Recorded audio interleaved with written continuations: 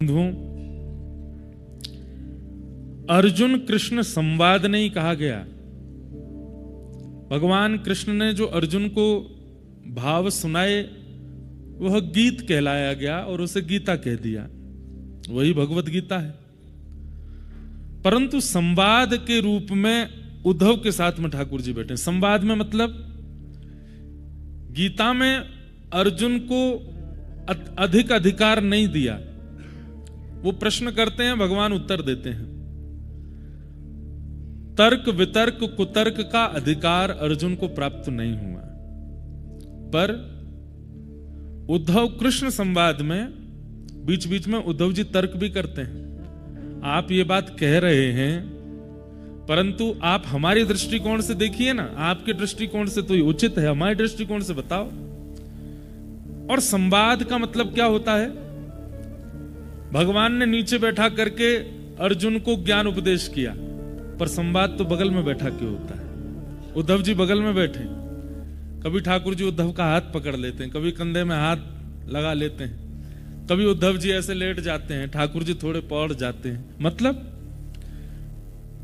जब व्यक्ति अत्यंत चैन में होता है ना, तो अपने हृदय के ऐसे ऐसे भाव भी प्रकट कर देता है जो कहीं प्रकट नहीं किए, वो प्रकट भगवान ने यहां किए। इसलिए प्रसंग बहुत सार गर्वित है। और एक बात कहें, इस प्रसंग की पूर्णाहुति होते ही उद्धव जी बद्रीनाथ आ गए और आज तक बद्रीनाथ में ही बैठे। इसका मतलब ये प्रसंग कहीं ना कहीं जीवन मुक्त करता है। और मैं फिर कहूं, देह से मुक्त होना संसार से बड़ी बात नहीं है। कई बार कॉलेज यूनिवर्सिटी के बच्चों को भी वैराग्य आ जाता है, माता पिता थोड़ा डांट देते हैं, घर छोड़ के चले जाते हैं। वैराग्य कोई छोटी बात थोड़ी है, सब शरीर से तो कोई भी कर लेता है, लेकिन चित्त से वैराग्य होना ये बहुत बड़ी बात है। और वो भगवत वाणी सुन के ही हो सकता है। इसका मतलब ये मत सोचिएगा कि आप सब भी बद्रीनाथ निवास करने लग जाओगे, आप सब लोग भी सब छोड़ छाड़ के आ जाओगे, पर स्पष्ट हो जाएगा कि संसार क्या है और संसार की व्यवस्थाएं कैसी हैं। और ये स्पष्टीकरण ही तो हमारे जीवन का उद्धार है, कल्याण है। बच्चा अपना सिर कब तक खुजाता है क्वेश्चन पेपर देख के? जब तक उसको स्पष्टीकरण नहीं होता, कौन सा प्रश्न है, इसका उत्तर क्या लिखना है, इसमें क्या करना है। लेकिन जिस बालक का प्रश्न पत्र स्पष्ट होता है उसे नहीं खुजाता। जैसी पेपर आता है सामने, एक बार पढ़ के तुरंत लिखने लगता है। उसको देख करके बड़ा कभी कभी घबराहट सी होती है, भाई बड़ी जल्दी जल्दी लिख रहा है। और जिसको कुछ नहीं आता वो उसकी ओर देखता रहता है, नेक हमें भी बता दे। संसार में हमारा जीवन इससे बड़ा प्रश्न पत्र कुछ भी नहीं है। हर दिन एक प्रश्न हमारे सामने आता है, हर दिन। छोटे मोटे प्रश्न तो आते रहते हैं जिनको बोलते हैं multiple choice questions, MCQs। 4 option मिल गए हैं। जैसे सुबह सुबह ऑप्शन आता है, नाश्ता क्या करोगे, ब्रेड खाओगे, पराठा खाओगे, पोहा खाओगे, ऑप्शन है, कोई भी एक ले लो, खा लो। तो जिनके जीवन में MCQs चल रहे हैं वो तो बड़े ठाकुर जी की कृपा है।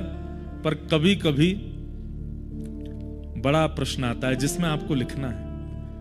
सबसे बड़ा प्रश्न कब आता है? विवाह। इसमें चॉइस नहीं है, आर या पार की स्थिति है। विचार करो क्या करना है, किससे करना है, कैसा गुण, कैसा स्वभाव चाहिए। क्योंकि जिसको चुनोगे उससे आपका पूरा जीवन परिवर्तित हो जाएगा। चुनिए किसको चुनना है। फिर दूसरा प्रश्न पत्र आएगा, गृहस्थाश्रम प्रारंभ हो जाएगा, छोटे छोटे बाल गोपाल, फिर उनका अध्ययन आदि। और फिर धीरे धीरे अपने व्यापार को लेकर के ये सारे प्रश्न आने लगेंगे। और हम क्या करेंगे? समझ ही नहीं आ रहा है, ये वाला तो सिलेबस में हमने पढ़ा ही नहीं था, ये तो हमको कभी पता ही नहीं था कि ऐसा भी हो सकता है जीवन में।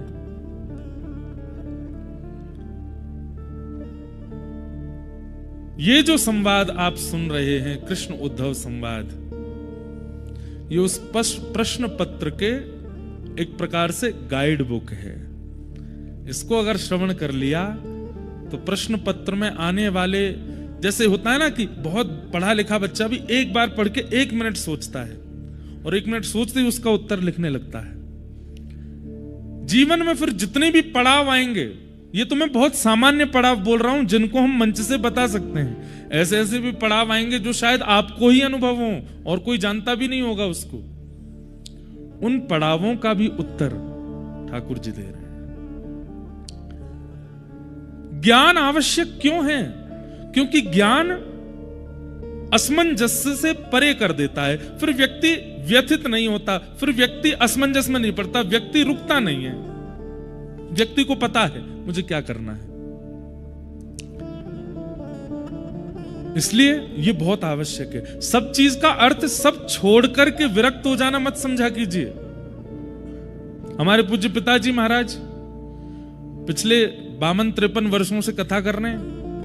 उनकी कथा सुन के कितने विरक्त हो गए, परंतु वो तो गृहस्थ हैं। यहां पर ऊपर आप जब बाहर जाएंगे ना, सामने नारायण पर्वत पर ऊपर लाल बाबा की कुटिया दिखाई देगी सबसे ऊपर।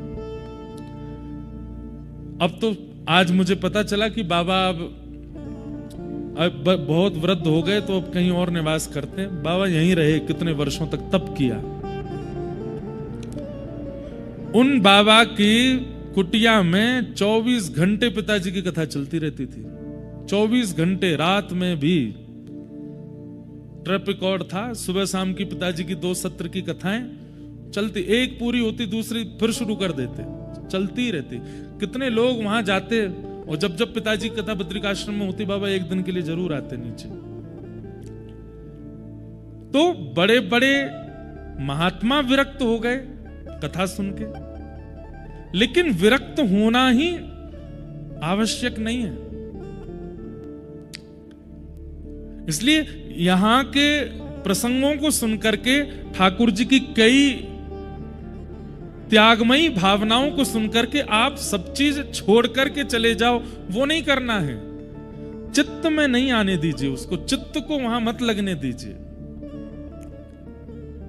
शरीर से हर व्यवस्था में रहिए, पर चित्त नहीं लगना चाहिए। अब हम कथाकार हैं, हम विदेश भी जाते हैं, ऑस्ट्रेलिया भी गए, अमेरिका भी गए, कनाडा भी जाते हैं, और लोग बात कहते हैं महाराज जी विदेश में तो ऐसा है। अब सत्य बता रहे हैं, कथा की कृपा से कोई असर नहीं होता। खूब व्यसनी लोग मिलते हैं, खूब व्यभिचारी मिलते हैं, खूब उपभोगी मिलते हैं, लेकिन कोई असर नहीं पड़ता। यही तो ज्ञान का मूल कारण ही तो यही है। भाई वैक्सीन लगवाने के बाद भी आपको मना कर दिया गया कि नहीं मास्क लगा के ही घूमना है, तो फिर वैक्सीन का काम की? वैक्सीन लगाने के बाद तो अब आप फ्री हो, अब मास्क हटा दीजिए। क्यों? सामने से वायरस आएगा भी तो आपको वैक्सीन लगी हुई है, असर नहीं करेगा। ये जो संवाद है ये वैक्सीन ही है। जितने भी संसार के विषय रूपी वायरस हैं, ये सब आपके हृदय पर अटैक करते हैं, आपके चित्त को मलिन करते हैं।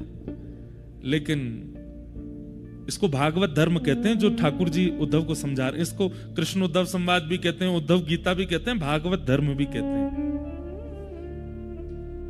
नेक धीमो भैया, नेक धीमो।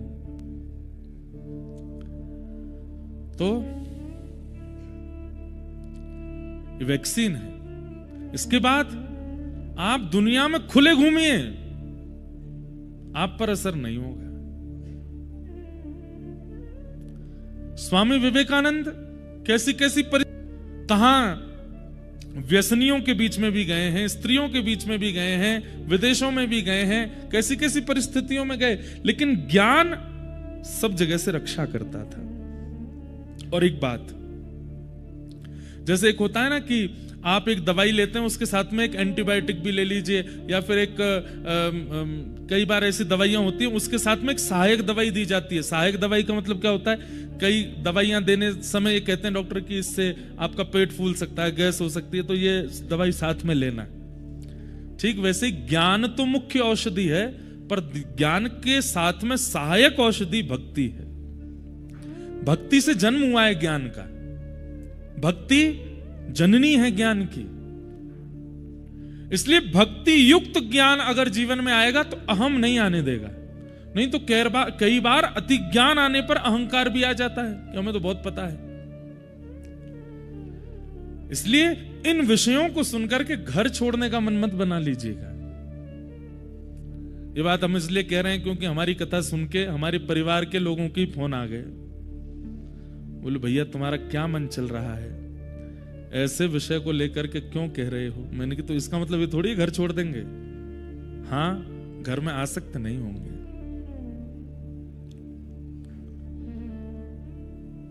हम आपको अपने मन की बात बहुत बताना चाहते हैं पर हम स्तब्ध हो जाते हैं। बद्रीनाथ में आता हूं ना, मेरा यहां से जाने का मन नहीं करता। हम रहते वृंदावन में हैं, वृंदावन में सब करते हैं, वृंदावन के प्रति एक अलग प्रेम है। पर ये बात याद रखना, जिससे बहुत प्रेम होना उससे थोड़ी दूरी बना के ही रखो, प्रेम बना रहेगा। और वो ठाकुर जी करवा रहे हैं हमसे, क्योंकि हम कथाओं में रहते हैं तो वृंदावन से थोड़ा दूर तो रहते हैं, इसीलिए वृंदावन की याद, वृंदावन के रसिकों की चर्चा, वृंदावन की पद पदावली, वृंदावन की लीलाएं वो सहज ही कथा में इतनी सुंदर प्रस्तुत हो जाती हैं। क्यों? वृंदावन से वियोग है। यहां आते हैं तो यहां से जाने का मन नहीं होता, मन होता है कि यहीं रुक जाएं, यहीं डट जाएं, यहीं रहें।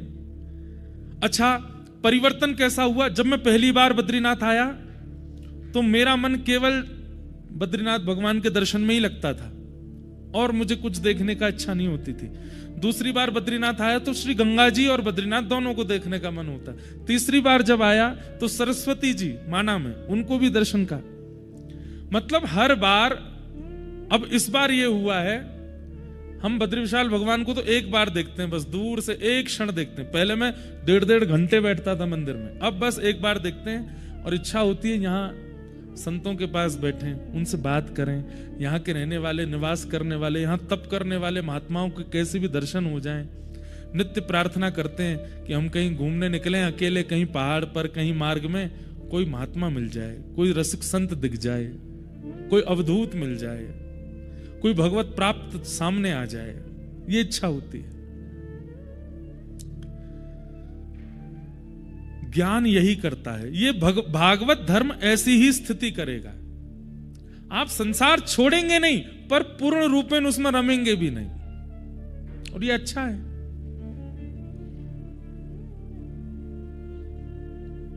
तो जो प्रसंग चल रहा है बहुत मार्मिक प्रसंग है और बहुत अद्भुत प्रसंग है, इसलिए आप सब लोग इसका अभी आगे तो इतने अच्छे अच्छे प्रसंग आएंगे। अभी आज 24 गुरु हो जाएंगे, उसके बाद ठाकुर जी फिर अपनी 18 प्रकार की सिद्धियां बताएंगे उद्धव को, मेरे पास कौन कौन सी सिद्धियां हैं। फिर उसके बाद भगवान अपनी विभूतियों का वर्णन करेंगे, मैं कहां कहां किस रूप में रहता हूं। जैसे वर्णमालाओं में आ शब्द जो है वो मेरा रूप है। आज सौरभ भैया हमसे पूछ रहे थे चरण पाड़ी से आते समय, ओमकार क्या है? भगवान कहते हैं मंत्रों में ओमकार मैं हूं, ये मेरा स्वरूप है। भगवान का शब्द स्वरूप है। हाथियों में ऐरावत में हूं, अश्वों में ये मैं हूं, सब विभूतियों का वर्णन करेंगे। फिर उन विभूतियों के वर्णन के बाद फिर ठाकुर जी एक गीत सुनाएंगे, और वो गीत है भिक्षुक गीत। एक भिक्षुक का गीत सुनाएंगे। फिर उसके बाद ठाकुर जी फिर एक और गीत सुनाएंगे, ऐल गीत। बहुत अच्छा प्रसंग है, तो ध्यान से आप सब लोग श्रवण कीजिए। जो लोग 1-2 दिन के लिए आए, कई लोग मिले, हम तो 1-8 दिन के लिए आए पर रुक गए। रुक जाओ, बढ़िया है, बस अपना ध्यान रखना। बद्रीनाथ में एक ही डर लगा रहता है कि सब ठीक तो है ना, कहीं कोई वैकुंठ के समीप तो नहीं पहुंच गया। तो ऐसी भावना यहां लगी रहती है। और एक बात शायद पता नहीं आपको अनुभव होता है कि नहीं, हमारे भारत में अनेक तीर्थ हैं, अनेक स्थान हैं, अनेक मंदिर हैं। कहीं कहीं ऐसा अनुभव होता है, सब जगह ठाकुर जी हैं, पर कहीं कहीं ऐसा अनुभव होता है कि ठाकुर जी घूम रहे हैं, ठाकुर जी डोल रहे हैं, यहीं कहीं आसपास ही हैं। ऐसी अनुभूति हमें कई जगह होती है, उनमें से एक बद्रीनाथ में तो बहुत बहुत प्रगाढ़ रूप से होती है। रात्रि में कभी 2-2:30 बजे भी आंख खुलती है तो जंगले से झांकने का मन होता है, ठाकुर जी घूम रहे होंगे, ठाकुर जी यहीं होंगे। ऐसा यहां अनुभव होता रहता है कि ठाकुर जी यहां हैं, विचरण कर रहे हैं। सब जगह हैं, पर यहां हो गया श्री जगन्नाथपुरी में, द्वारिका में, श्रीरंगम में और भी कई, श्रीनाथ द्वारा में, वृंदावन में, सब जगह नहीं होता, कहीं कहीं होता है कि ठाकुर जी घूम रहे हैं, ठाकुर जी विचरण कर रहे हैं। तो ऐसा ये बद्रीनाथ धाम है। कल कितने गुरुओं के विषय में हमने चर्चा की थी बताओ? कितने? 6। पढ़े लिखे बालक हो भाई सब रे, ध्यान से सुनते हो कथा। पृथ्वी, वायु, आकाशम, जल, अग्नि और चंद्रमा, इन 6 के विषय में कल हम लोग चर्चा कर रहे थे। चंद्रमा के विषय में श्री यदु महाराज को दत्तात्रेय प्रभु कहते हैं कि चंद्रमा का गुण क्या है? उसकी कलाएं घटती बढ़ती रहती हैं, लेकिन चंद्रमा एक रस रहता है। व्यक्ति अपने जीवन में कभी उपलब्धियां प्राप्त करेगा, कभी असफलताएं प्राप्त करेगा, पर उपलब्धि प्राप्त होने पर फूलेना, असफल होने पर भूलेना, एक रस रहे। अपनी स्थिति का त्याग ना करे, विचलित ना हो। एक बात याद रखिएगा, उपलब्धियां मिलने पर सदैव ये विचार रखो कि ये उपलब्धि बहुत दिन तक मेरे पास रहने वाली नहीं है, तो आप उसके छूट जाने पर विचलित नहीं होगे। जिस व्यक्ति के चित्त में यह भावना आ जाती है कि यह वस्तु मेरे पास आ गई, अब मेरे से दूर जाएगी नहीं, वही व्यक्ति दुखी होता है। इसलिए मेरे पास ये वस्तु आई, जैसे ही आई उसी समय से मेरे अंदर ये भावना आ गई, बस अभी कभी भी जा सकती है, कभी भी मुझसे दूर हो सकती है। हां, मैं प्रयास करूं, मैं योजना बनाऊं कि ये ना जाए, पर ये संसार का नियम है, उससे मैं विचलित नहीं होऊंगा। अगर मैं पहले से ही ये बात मान के रखूंगा कि जो मिला है वह हमेशा पास रह सकता नहीं। एक पंक्ति पिताजी गाते हैं, और इस पंक्ति का ये 3 सूत्र मुझे बहुत अच्छे लगते हैं। जो मिला है वह हमेशा पास रह सकता नहीं, कब बिछुड़ जाए ये कोई राज कह सकता नहीं। जिंदगानी का खिला मधुवन किसी का है दिया, मैं नहीं मेरा नहीं यह तन किसी का है दिया। निश्चित ही किसी महापुरुष ने ये पंक्तियां लिखी, उनसे कहा कि जीवन जीने के 3 सूत्र तो बता दीजिए। तब उन्होंने 3 सूत्र इस पंक्ति में लिखे। क्या? जग की सेवा खोज अपनी। कितनी ऊंची बात। कई लोग कहते हैं मैंने ये डिस्कवर किया, मैंने ये खोज लिया। तुमने खुद को खोजा? खुद को नहीं जानते हैं। बंधुओं, अगर एक क्षण के लिए हमारी आत्मा हमसे अलग हो जाए और रात्रि हम सो रहे हैं और हमारी आत्मा अगर हमारे शरीर को देखने लगे, तो हमारी आत्मा भी घबरा जाएगी। मैं ऐसे भी करता हूं, मेरे अंदर ये भी लक्षण है, मेरा ऐसा भी स्वरूप है, मेरा ये भी स्वभाव है। हम दुनिया से परिचित हो जाते हैं, पर खुद से सदैव अपरिचित रहते हैं। और एक बात याद रखिएगा, जो व्यक्ति स्वयं से अपरिचित होकर के प्राण त्यागता है, उसका पुनर्जन्म फिर होता है। जिसने स्वयं को पहचान लिया, स्वयं का परिचय हो गया। आद्य गुरु शंकराचार्य स्वयं परिचित हो गए, इसलिए पूरे विश्व को सतमार्ग बता दिया। आजकल क्या हो गया है? इन्फ्लुएंसर्स का जमाना आ गया है। खुद चाहे कुछ नहीं जानते होंगे, पर दूसरों को जरूर बताना है, दूसरों को जरूर, देखिए हम बद्रीनाथ आए हैं, देखो ये पहाड़ हैं, ये वाली नदी है, ये ऐसे ग्लेशियर हैं, यहाँ पे ये है, यहाँ पे मुझे कोई बता रहा था यहाँ पे ऐसा हो जाता है, रात में यक्षिणियां घूमती हैं, उठा के ले जाती हैं, परफ्यूम लगा के मत घूमना, ऊंचे स्वर में मत गाना। भाई तुम दुनिया को ज्ञान देने में इतने आगे निकल, अब आजकल तो सब ज्ञानी हो गए, सबको बताने का मन होता है। अरे पहले स्वयं को जानिए। और विशेष रूप से इन तीर्थों में आते हैं ना, यहां तो एकांत में बैठ करके स्वयं से पूछिए क्या हैं हम, कौन हैं हम, क्योंकि यहां के वातावरण में उत्तर हैं। जब एकांत में बैठेंगे तो उत्तर मिलेगा। जग की सेवा खोज अपनी। और तीसरा सूत्र, पहला सूत्र जग की सेवा खोज अपनी, दूसरा सूत्र और तीसरा सूत्र प्रीत हरि से कीजिए। ये 3 सूत्र हैं बस। ठाकुर जी से प्रेम करो, जग की सेवा करो, अपनी खोज करो।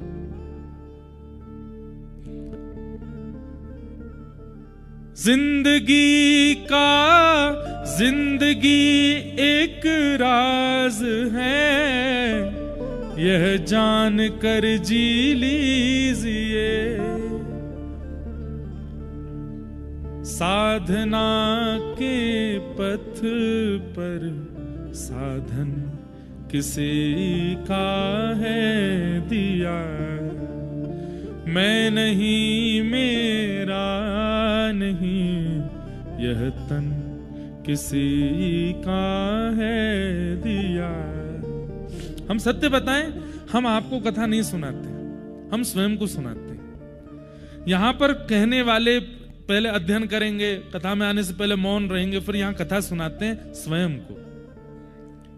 और कई चीजों का प्रयास करते हैं, हर चीज नहीं, मैं सबके लिए दावा नहीं देता, पर कई चीजों का प्रयास करते हैं अपनी व्यवस्था और अपनी अनुकूलता के अनुसार इंप्लीमेंट। जो कहा है वो मैं भी करूं, और अधिकतर करने का प्रयास करते हैं। इसीलिए युवाओं में बहुत परिवर्तन दिखता है, इसलिए सुनने वालों में परिवर्तन दिखता है। क्यों? क्योंकि स्वयं की खोज के साथ चल रहे हैं। चंद्रमा से मैंने क्या सीखा कि उसकी कलाएं घटती बढ़ती हैं, पर वो एक रस रहता है।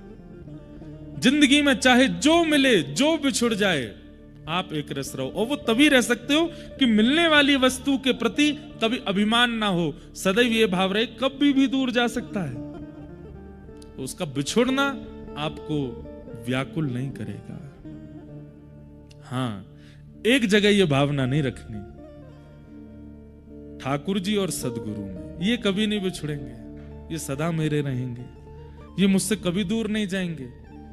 क्यों? सबसे बड़ी बात यह है कि गुरु और परमात्मा ये दोनों प्रत्यक्ष रूप में हैं ही नहीं।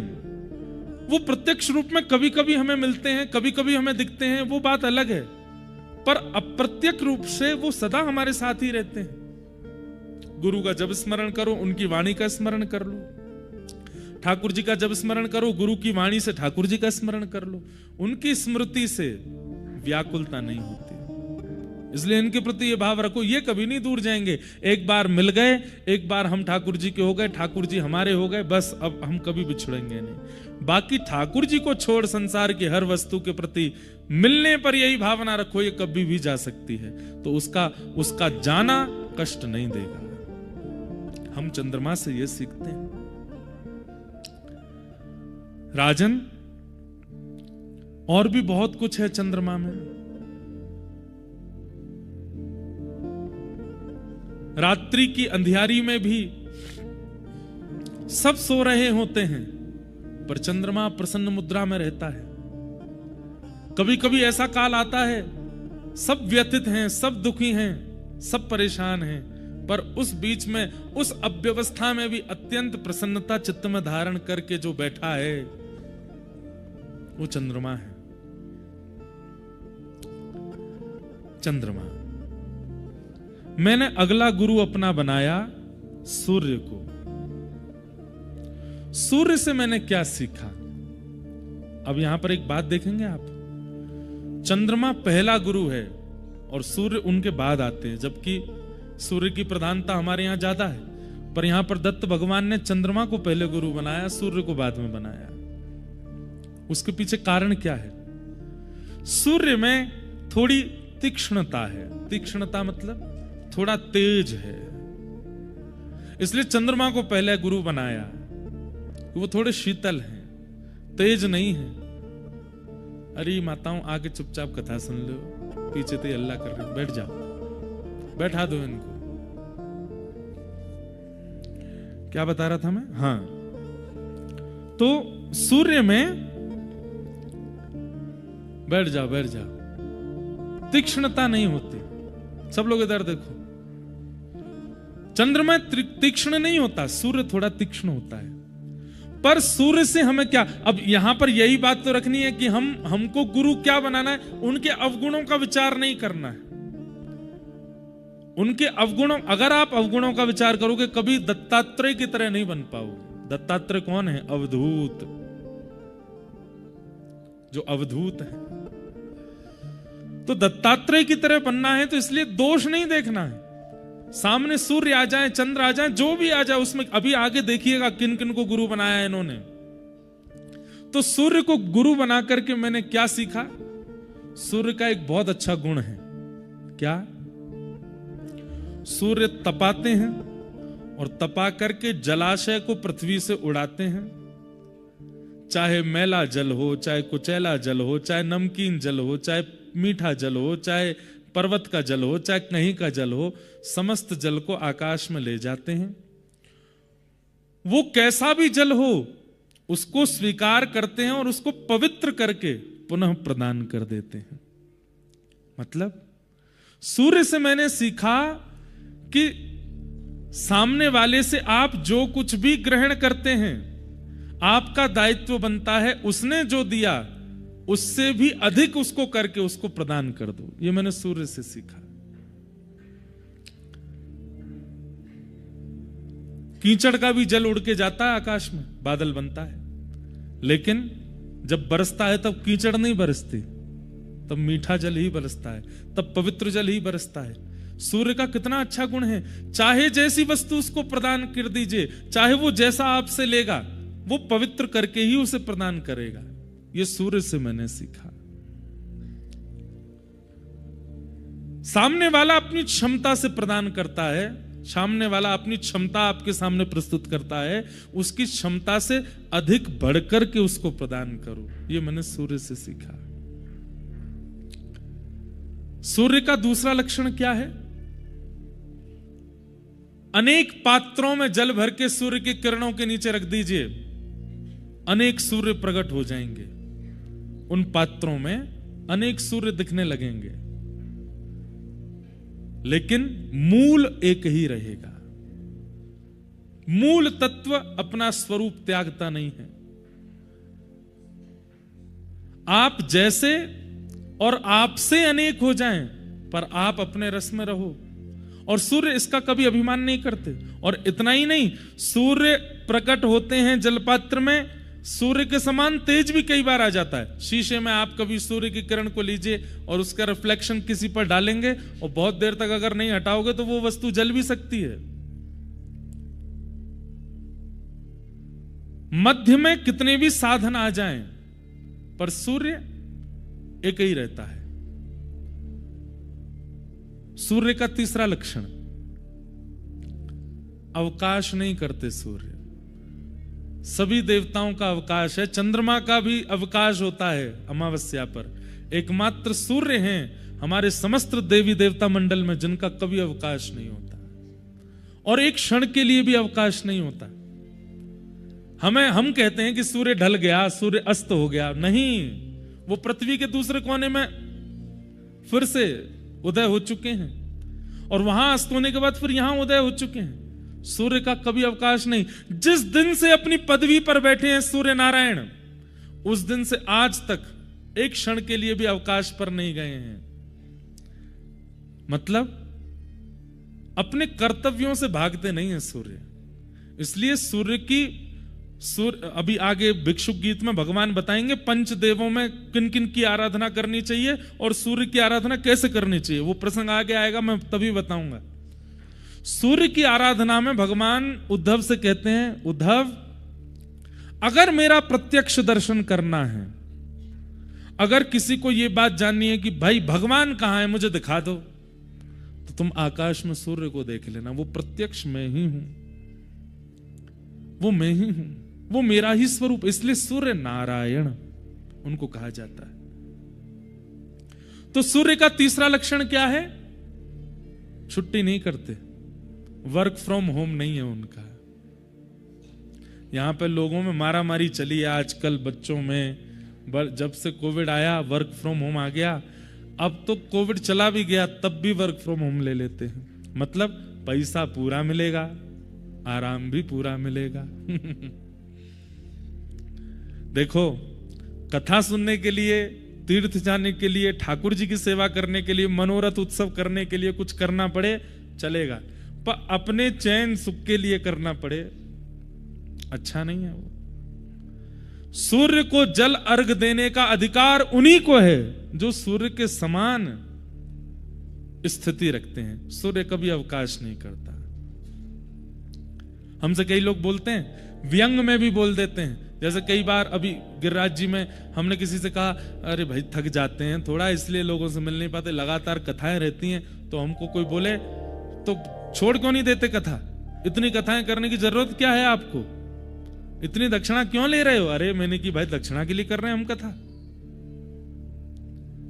लोगों के मन में ये भावना आ जाती है कि भाई 1 मिनट सांस नहीं ले रही है, यहां से वहां कथाएं करते जा रहे हैं, इनको भी लोभ है कथा। हाँ, कथा करने का हमको लोभ है, हम खुले मुंह से कह रहे हैं, हमको लोभ है, कथा कहे बिना हमारा मन नहीं लगता। पर इसमें अन्य भावनाएं मत रखो। और दूसरी बात ये, हम सूर्य की आराधना करते हैं, सूर्य भगवान भी अवकाश नहीं लेते, हम भी अवकाश नहीं लेते। और तीसरी बात, संसार के विषय वस्तु से अवकाश लेना चाहिए, भगवान के गुणानुवाद से अवकाश क्यों? उस दिन को मृतक मानिए, उस दिन को मृत्यु के समान मानिए जिस दिन ठाकुर जी का गुणगान ना होता हो, जिस दिन ठाकुर जी का चिंतन ना होता हो।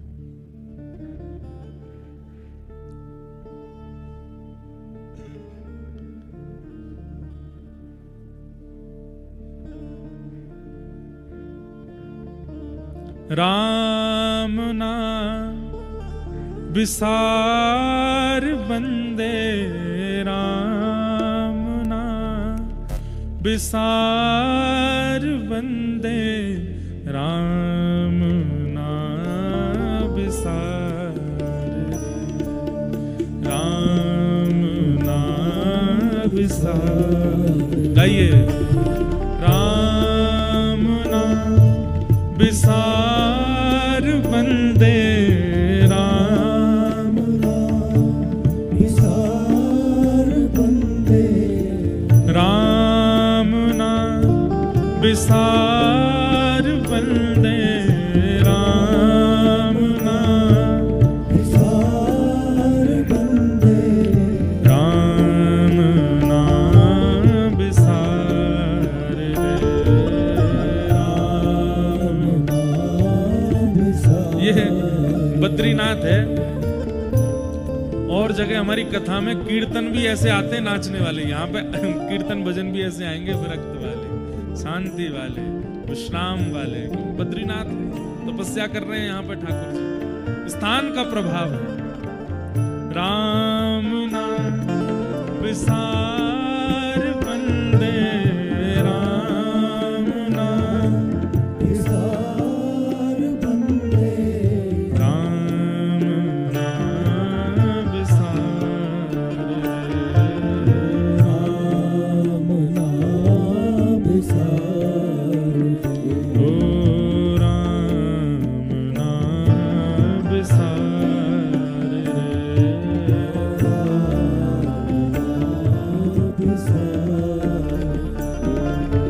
जग में फूल खिलते हैं रंगीले, सुंदर प्यारे और रसीले, जग में फूल खिलते हैं, गाइए, सुंदर प्यारे और रसीले, जग में फूल खिलते हैं रंगीले, सुंदर प्यारे और रसीले,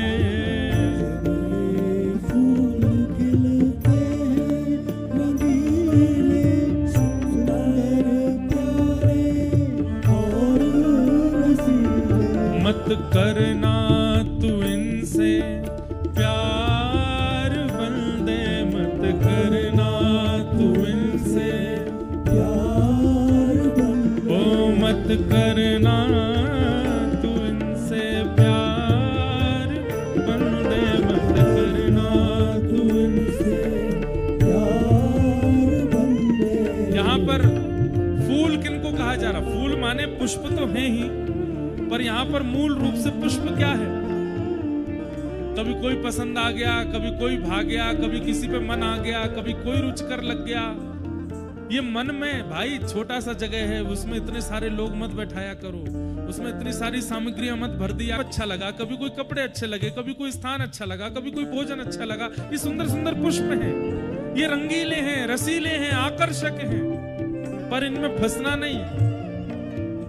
ओ मत करना तुम इनसे प्यार बंदे, मत करना तुम इनसे प्यार बंदे।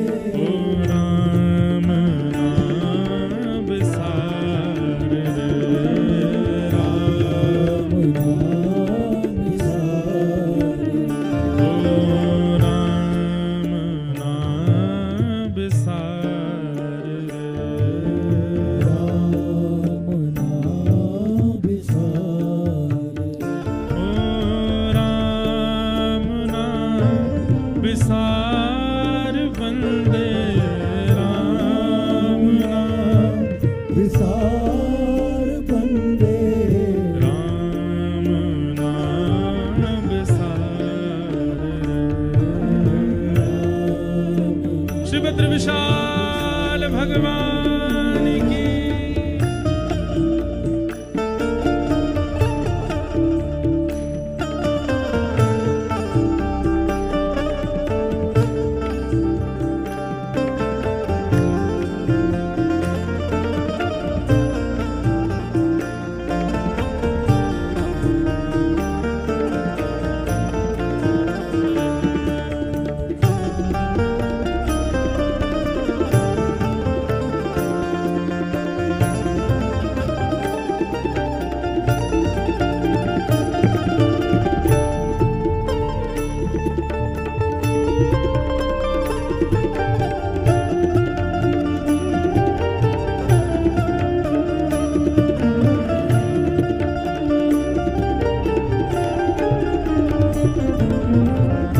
खाली आना खाली जाना इस जीवन का नहीं ठिकाना।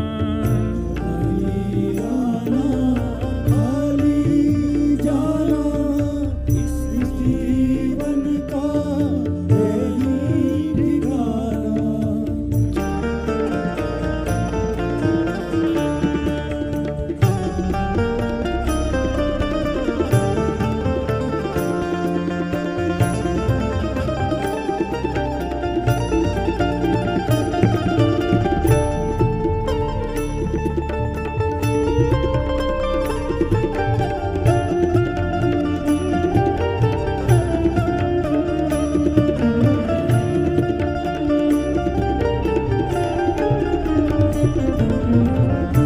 खाली आना खाली जाना इस जीवन का नहीं ठिकाना। खाली आना खाली जाना इस जीवन का नहीं ठिकाना।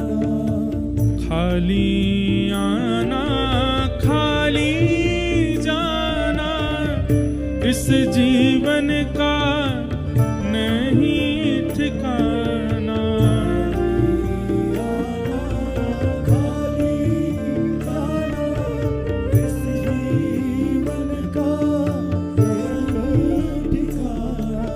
जीवन के दिन चार बंदे, जीवन के दिन चार बंदे, जीवन के दिन चार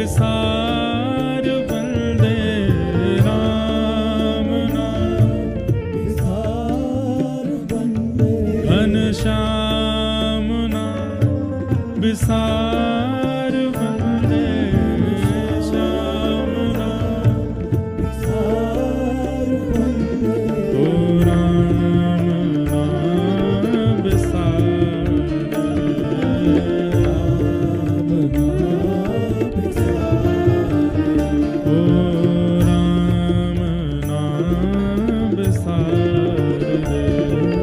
राम नाम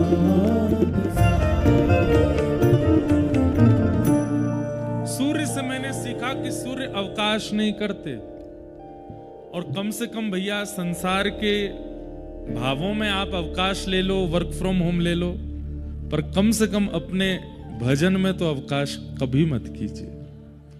प्रतिदिन जिनका भी आप ध्यान करते हैं, जिनसे भी आपने गुरु ने आपको मिलाया है, जो भी आपके इष्ट हैं, जो भी आपके हृदय में वाणी पर विराजमान हो गए हैं, उनकी स्मृति में कभी अवकाश मत करो, नित्य उनको याद करो। ये मैंने सूर्य से सीखा। मैंने अपने गुरु सूर्य को बनाया और सूर्य से ये सब मैंने सीखा।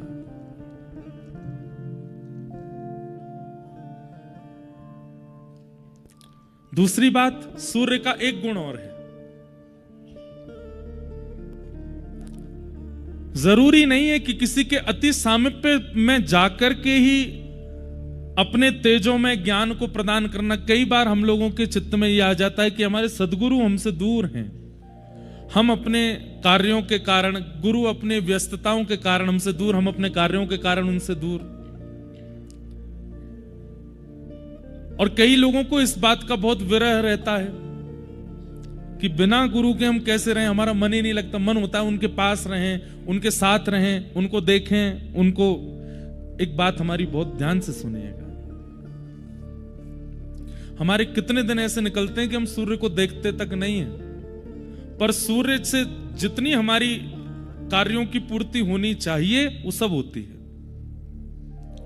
कितनी बार ऐसा होता है कि हम सूर्य नारायण का दर्शन भी नहीं करते, उनकी ओर देखा भी नहीं होगा हमने, कितने कितने दिन निकल जाते हैं, लेकिन सूर्य से जो जो हमारी क्रियाओं की पूर्ति होनी है वो होती रहती है। फिर भी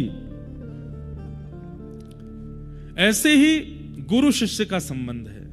अगर गुरु को देखने की ज्यादा इच्छा होती है, गुरु के पास बैठने की इच्छा होती है, गुरु के संग आने जाने, इन सब भावों की इच्छा होती है, कहीं ना कहीं शिष्यत्व में थोड़ी सी चूक है। आप केवल एक शरीर मात्र को ही गुरु क्यों मान रहे हैं? वाणी रूप से गुरु, प्रकाश रूप से आपके आसपास ही हैं, उनमें अनुभव करो, वो साथ ही हैं। उनके समीप जाना, उनको देखना, स्पर्श करना ये आवश्यक नहीं है। जैसे सूर्य, कितनी बार हम उनका दर्शन नहीं करते, पर उनसे प्राप्त होने वाली जितनी भी हमारी योग्यताएं हैं, जरूरतें हैं, सब पूरी होती है। ऐसे गुरु। तो मैंने सूर्य से गुरु के प्रति कैसी निष्ठा होनी चाहिए, यह मैंने सूर्य के प्रकाश से सीखा। और सूर्य से मैंने एक और चीज सीखी कि गुरु के चित्त में भी ज्यादा शिष्यों के समीप जाने की इच्छा नहीं होनी चाहिए। गुरु भी केवल अपनी वाणी के द्वारा, अपनी क्रियाओं के द्वारा, अपने वचनों के द्वारा, जिस प्रकार सूर्य एक रस समस्त प्रकाश जहां तक हो सब जगह पहुंचा देते हैं। अरे कितना भी घने अंधियारे में शिष्य क्यों ना हो, उस घने अंधियारे में भी एक छेद यदि हो जाता है तो सूर्य की किरण वहां से भी आ जाती है।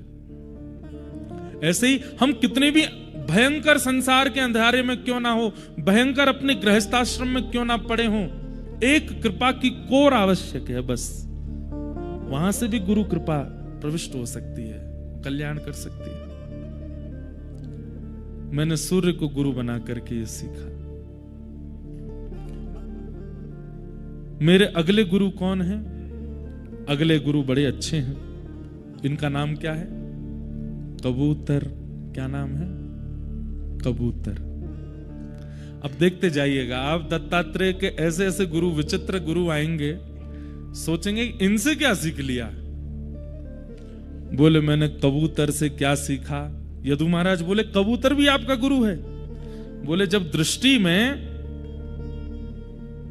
योग्यताएं देखनी प्रारंभ हो जाती है ना, तो कुकर सुकर में भी योग्यता दिख जाती है। मानव तो बहुत दूर की बात है। सोचिए, आपने कभी एक चीज अनुभव की? हमारी आंखों का एक स्वभाव है, आंखों के आगे दिखने वाले हर व्यक्ति में सबसे पहला दोष दिखती है आंख। 2 दिन के लिए गए बद्रीनाथ, कथा सुनकर के नीचे जैसे ही पहुंचे, घर वालों ने कहा कैसा रहा? सबसे पहले क्या बता? बहुत ठंड थी। पहला दोष वर्णन करेंगे हम, बहुत ठंड थी, रात में तो निकला ही नहीं जा रहा। हमारे परिवार के एक सदस्य चले गए 2 दिन यहां रह के, उनने घर वालों को जाके डरा दिया। घर वालों के फोन आ रहे हैं, बोले मां तो चारों तरफ बर्फ है। मैंने कहा कब नहीं होती, और यहाँ ऊपर तो रहती है। लेकिन देखिए बद्री विशाल भगवान की बहुत बड़ी कृपा है हम लोगों पर। नहीं तो बद्रीनाथ में ऐसा होता नहीं कि 3-4 दिन लगातार धूप निकल आवे। यहां 2 घंटे बाद बारिश होने लगती है, और जब बारिश होती है उस समय ये लगता है कि हे नाथ अब रक्षा करो। इतनी ठंड हो जाती है, बर्फ नीचे तक आ जाती है, बहुत शीतल हवा चलने लगती है, क्योंकि मैदान क्षेत्र है इसलिए हवा भी खूब तेज चलती है। ये तो कितनी बड़ी कृपा है कि पिछले 3-4, आज ही एक संत बोल रहे थे मुझसे कि ये बहुत कम होता है कि लगातार 4-5 दिन तक धूप निकली रहे। देखते हैं 6 दिन तक क्या रहता है। धूप निकली रहे तो यूं समझ जाइयो इस कथा को स्वयं बद्री विशाल भगवान ही सुन रहे थे। और कहीं बारिश हो गई तो और कहीं बारिश हो गई तो सुनो, तो फिर ये सोच लेना बद्री विशाल भगवान तो कभी कभी व्यस्त हो जाते हैं। हो सकता है नारद जी तो आए ही होंगे कथा में। मन को छोटा क्यों करे। तो ये एक स्वभाव होता है हमारा। किसी के विवाह में गए, लौट करके घर आए, घर वालों कैसा रहा विवाह? भोजन अच्छा नहीं था, ये था वो, तो मतलब पहले अवगुण। अगर एक गुण गलती से बता भी दिया तो 3 अवगुण तो बताने ही बताने हैं। अपने पुत्र के लिए लड़की देखने के लिए गए, माता जी जाएंगी, बुआ जी जाएंगी, मामा जाएंगे, बेटा वो पिताजी जाएंगे, ताई जी ताऊ जी सब गए गाड़ी में भर के देखने के लिए। जैसे लौट के आएंगे घर वाले सब कैसी थी कैसी थी। पाम बड़े थे उसके, कान तो ऐसे थे गणेश जी जैसे आगे आगे। एक हमारे घर के भैया कोई उनका ब्याह था तो उनसे पूछा कैसी रही लड़की? बोले सब कुछ थी, शेर जैसा मुंह था उसका। मैंने कहा शेर जैसा मुंह क्या होता है? बोले उसने समोसा जब खाया तो इतना बड़ा मुंह खोला। लोग दोष देखते हैं। ये हमारी नेत्रों का एक नियम है कि हम दोष बहुत जल्दी देखने लगते हैं। बंधुओं, प्रारंभ यहीं से करो कि नेत्रों को दोष दर्शन कम हो। कल मैंने बताया ना, उद्धव जी पूछते हैं कि नाथ आप कहते हो कि किसी में दोष मत देखो, और आप कर भी सकते हो कि आपको किसी में दोष ना दिखे, पर हम तो मानव हैं, हमको तो दिखते हैं दोष। ठाकुर जी कहते हैं खुद में देखो, गुण दूसरों में देखो। इतनी दृष्टि तो आप कम से कम बना के जाइए बद्री विशाल बद्रीनाथ से। उसमें गुण क्या है? तो मैंने कबूतर को गुरु बनाया। ये कबूतर गुरु कैसे बन गया? भाई जब नेत्रों में गुण देखने की स्थिति आती है, सब में गुण दिखते हैं। कबूतर में भी दिखा। यदु महाराज बोले मेरे चित्त को बड़ी इच्छा है, आपने कबूतर से क्या सीखा? कृपा करके मुझे बताइए, कबूतर ने आपको क्या सिखाया? तब श्री दत्तात्रेय भगवान के पूछने पर दत्तात्रेय भगवान कबूतर के विषय में बताते हैं और पूरी एक कथा सुनाते हैं। मैंने कबूतर से सीखा,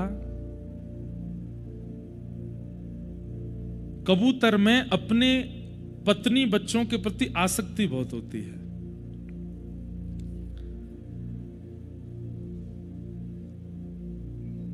कपोतः कंचनारण्ये कृतनीडो वनस्पतौ कपोत्या भार्यया सार्ध मुवास कितिचित् समाः।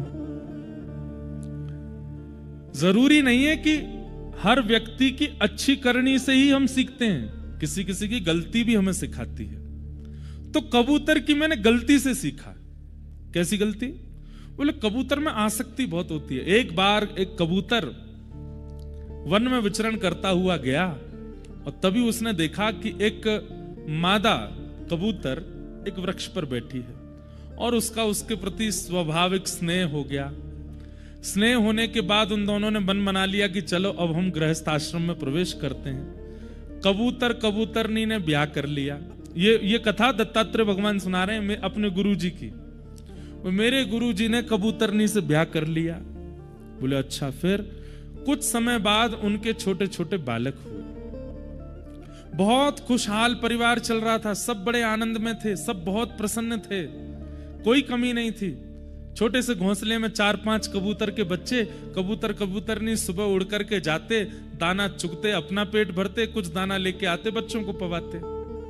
कबूतर बहुत प्रसन्न था, अपने बच्चे और अपनी पत्नी में सर्वस्व देख रहा था। इतना आसक्त हो गया था कि बस उनको देखे बगैर वो रहता नहीं था। एक दिन कबूतर अकेला वन में गया और वन में दाना चुगने के बाद जब लौट करके आया तो उसने क्या देखा? उसके घोंसले में ना बच्चे हैं ना कबूतर नहीं है। क्यों? एक भेलिया ने आकर के जाल बिछाया और जाल बिछा करके उस पर जैसे ही दाना डाला तो दूर बैठी हुई कबूतरनी ने तो दाना देखा, जाल नहीं देखा। आकर के जैसे ही दाना पाने लगी, बच्चे भी उड़ करके आ गए। बच्चों सहित मां को देख करके उस भेलिया ने जाला बंद कर लिया और जाले में कबूतर और उसके कबूतरनी और उसके बच्चों को रख लिया। इतने में ही कबूतर लौट करके आया और उसने अपने घोंसले पर बैठे चारों ओर नजर घुमा के देखा, मेरी पत्नी बच्चे कहां हैं? तभी वो क्या देखता है? दूर एक भेलिया जाले में बांध करके उसके बच्चे और पत्नी को ले जा रहा है, अपना शिकार बना करके। कबूतर व्याकुल हो गया, उसके नेत्र बंद हो गए, अश्रु आने लगे और अपना पूरा जीवन उसने विचार कर लिया। एक वृक्ष के ऊपर पहली बार मिले थे, हम दोनों ने विवाह किया, अपना गृहस्थ आश्रम आगे बढ़ाया, कैसी धूप ताप वर्षा में अपने बच्चों की रक्षा की। ये छोटे छोटे 4 बालक हुए। सर्वस्व मेरा इन्हीं के साथ है, इन्हें देख करके मैं जीता हूं, इन्हें देख करके ही मेरा सर्वस्व चलता है। आज ये बंदी बन गए। मैं इतनी योग्यता तो नहीं रखता कि मैं इनको जाले से छुड़ा लूंगा। क्या करूं? मैं इनको बचा तो नहीं पाऊंगा, इतनी योग्यता मेरी नहीं है। तो अब मैं क्या करूं?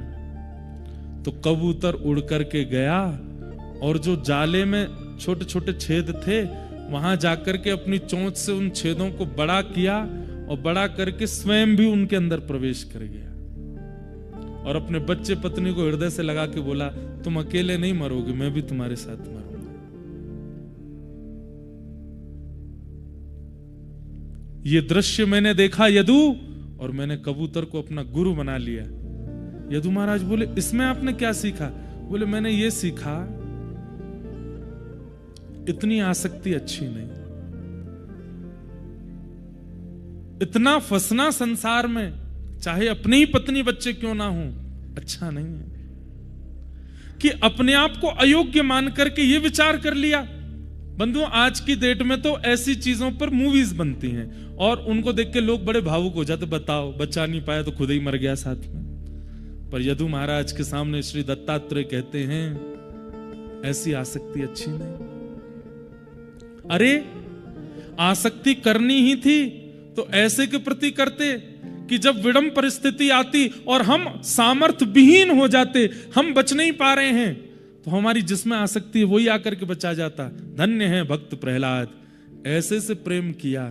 भले ही स्वयं सामर्थ्यवान नहीं थे हिरण्यकश्यप के आगे, लेकिन दंता गजानाम कुलिशाग्र निष्ठुरा शीर्णायते तेन बलं ममैतत् महाविपत्ताप विनाशनोऽयम् जनार्दनानुस्मरणानुभाव।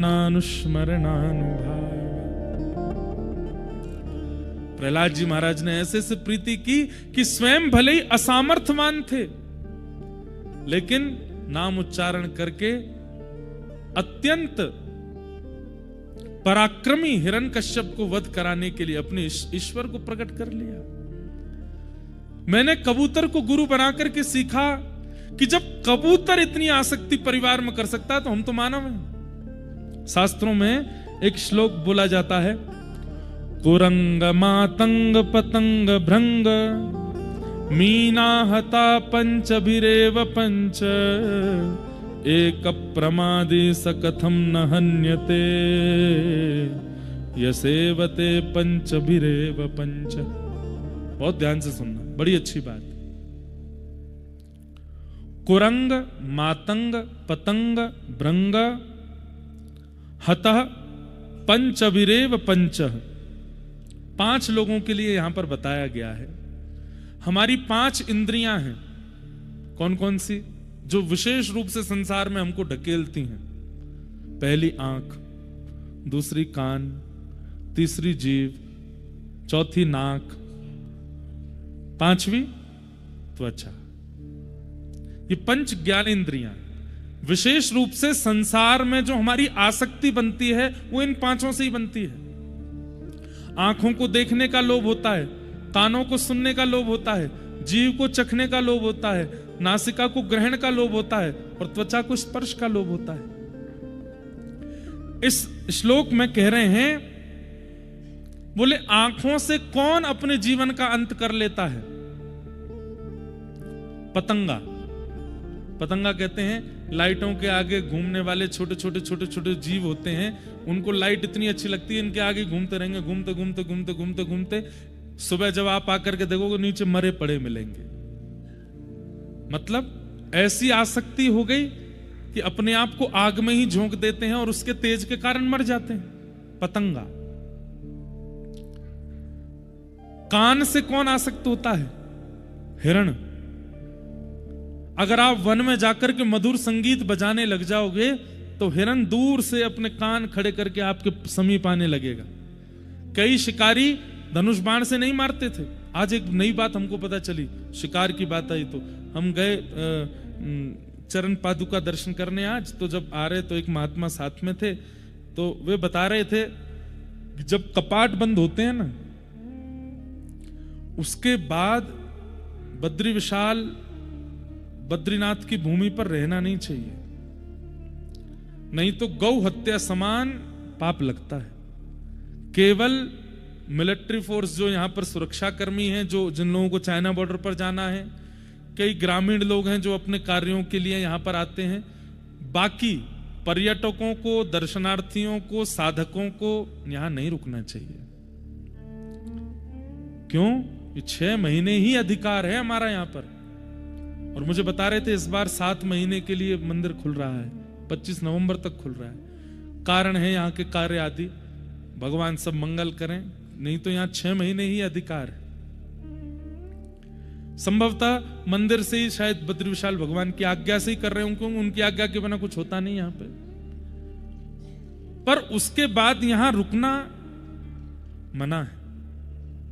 और उन्होंने एक ऐसी अद्भुत बात बताई, बोले महाराज जी जिस दिन कपाट बंद होते हैं उस दिन आपको एक पंक्षी भी नहीं दिखेगा यहां पे। बोले मच्छर, मक्खी, चेंटी सब पलायन कर जाते हैं नीचे की ओर। ये जितने भी गैया दिख रही हैं, छोटे छोटे बच्चियां, महात्मा बता रहे, बोले कि एक बार बहुत ठंड पड़ रही थी, 1-2 दिन बर्फबारी भी हो गई थी, तो हमने 2-4 साधुओं ने कुछ बछड़ा बछिया गैयाओं को इकट्ठा करके हमने कहा इनको नीचे पांडुकेश्वर तक छोड़े आते हैं। तो हम सबको इकट्ठा करके नीचे छोड़े आए कि भाई रात में सर्दी पड़ रही है। बोले हम लौट करके आए, 1-8 घंटा बाद देखा सब वापस लौट के फिर आ गए, यहीं रहने लगे। लेकिन बोले महाराज जी जिस दिन कपाट बंद होता है आप पूरा बद्रीनाथ छान लीजिएगा, एक पक्षी नहीं दिखेगा, एक गैया नहीं दिखेगी, एक कुकर सुक कुछ नहीं दिखेगा, सब चले जाते। उन्हें कैसे पता है? कि ये कपाट बंद हो गए, अब हमारा अधिकार नहीं। तब उन्होंने एक कथा सुनाई। बोले एक यहां पर हिरण विचरण करता था, वन तो है ही। बोले एक शिकारी यहां पर आया, बहुत पुरानी बात, और उस शिकारी ने उस हिरण को देख करके निशाना साध करके जैसे ही बाण या जो भी चीज थी उस पर मारी तो हिरण गिर गया। लेकिन जब वो शिकारी दौड़ करके गया और पास जाकर के देखा तो जटाजूट वाले एक महात्मा के पेट में बाण लगा हुआ था। तो उसने कहा ये कैसे हो गया, मैंने तो एक हिरण को मारा था। तब उन्होंने कहा ये बद्रिक आश्रम है, कहीं सब हमें वंदन पूजन ना करने लगे, इसलिए यहां महात्मा ही जीव जंतुओं का रूप धारण करके रहते हैं। तब से उस शिकारी ने कहा मुझे आप आज्ञा करें, मैं क्या, आप ठीक कैसे होंगे। तब उन्होंने कोई जड़ी बूटी बताई, तो पहाड़ों से कुछ जड़ी बूटी लाके उसका अर्क दिया तो वो ठीक हो गए। तो उन्होंने कहा मुझे आप आज्ञा करें, मुझे बहुत ग्लानि है कि मैंने ऐसा क्यों किया। तो बोले अब एक काम करो, घोषणा करवा दो जितने भी शिकारी हैं। उस समय शिकारियों का था वो पांडुकेश्वर से ऊपर नाम है, क्योंकि यहां जीव जंतु नहीं है। ना जाने कौन से जन्म में किसी साधक की कोई अपराध के कारण अपनी तपस्या अधूरी रह गई, वो पुनः एक जीव का रूप धारण करके यहां पर आया है। रात में -8 -9 टेम्परेचर जाता है। ये गैया कहां रहती होंगी, ये कुकर आदि ये सब कहां रहते होंगे, ये कैसे सोते होंगे रात्रि में। ये सब साधक है, ये सब भजन कर रहे हैं, अपने पूर्व के किए हुए किसी अपराध का कारण जीव बन करके यहां रह रहे हैं। तब से यहां शिकार करना मना है, यहां शिकार नहीं होता। हम तो कह रहे हैं यहां काय को सब जगह ही है, काय को करो कहीं भी। यहां के वृक्षों के रूप में, जैसे वृंदावन के वृक्षों को भी एक संत ऋषियों का रूप माना जाता है, यहां के भी वृक्ष आदि जो है संत ऋषियों के रूप है।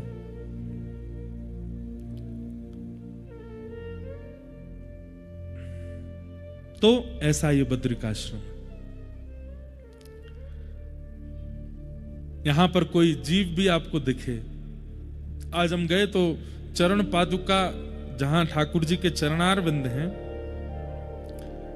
वहीं बिल्कुल इतने आनंद के साथ में एक बढ़िया एक स्वान, ग्राम सिन्न कह लो, कुकर कह लो, और आजकल की भाषा में कुत्ता कह लो, इतने प्रेम से पौड़े हुए थे भगवान के चरणारविंदों में। तो उनको देख करके फिर जब ये बात पता चली तो लग ही रहा था कि कोई महात्मा ही है, अपने इस रूप में रह रहे हैं, ठाकुर जी के चरणारविंदों में बैठे। अच्छा एक बात बोलूं, एक मेरे मन में बात आती है। एक बार मैंने देखा, शायद राधारमण जी की बात है, हाँ, राधारमण जी मंदिर में हम दूर खड़े खड़े दर्शन कर रहे हैं, चरणारविंद देख रहे हैं, कोई दूरबीन से देख रहा है, कोई कुछ। पुजारी जी भी इतने अपरस में रहते हैं, घर से नहा के आएंगे, फिर मंदिर की रसोई में स्नान करेंगे, वहीं पर है, वहां स्नान करके फिर भीतर जाते हैं, इतनी अपरस में, इतनी शुद्धता पवित्रता। हम दूर खड़े खड़े दर्शन कर रहे हैं, चाहे तुम कितने भी बड़े शंकराचार्य हो, कुछ भी हो, दूर से ही दर्शन होंगे, अंदर तो नहीं जा सकते। राधारमण जी के दर्शन कर रहे, तभी राधारमण जी के पीछे से एक चूहा निकल के आया और वहीं कूदता हुआ, वो सीढ़ियां सी हैं, ऐसे कूदता हुआ निकल गया।